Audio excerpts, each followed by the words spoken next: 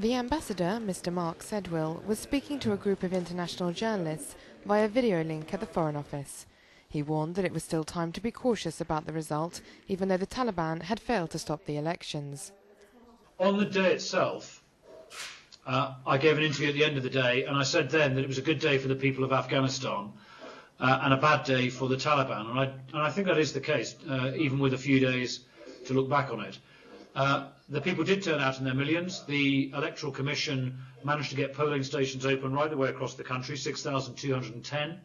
That's 95% of the ones they'd hoped to open. And they managed to organise the election in all of those polling stations. The Afghan security forces did a great job. They really did stand up to an immense amount of pressure, having planned it in advance. The ambassador was not dismayed by the low turnout in the face of attacks by the Taliban.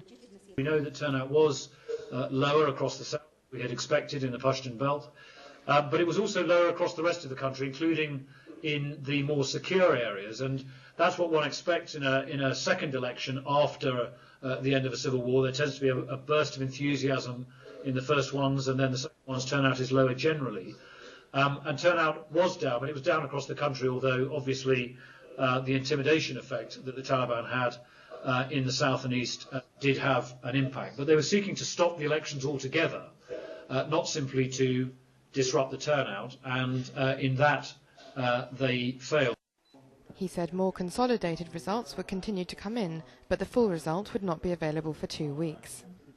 Yeah, we are being very cautious about it. We genuinely don't believe we can reach too many conclusions from these results. They aren't representative. There are very few from the south and east, and those even across the north and west is not a representative sample of the north and west. 200 complaints of electoral fraud were being investigated, but he said the Afghan people saw through Taliban claims that they did not attack civilians. The Electoral Complaints Commission is investigating over 200 complaints, around 35 to 40 of which they believe could be material to the outcome if upheld. And so those are the ones that they are investigating first. Those are the ones they're prioritising.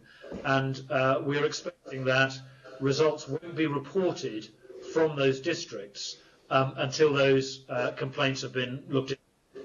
And those complaints vary from all of the things that you've heard, from ballot stuffing to losing ballot papers to the way that electoral officials and so on behaved on the day. And that process is a robust process, but it is going to take some time. The ambassador looked forward to the eventual process of reconciliation led by Afghans, which would eliminate Afghanistan as a base for terrorist threats around the world.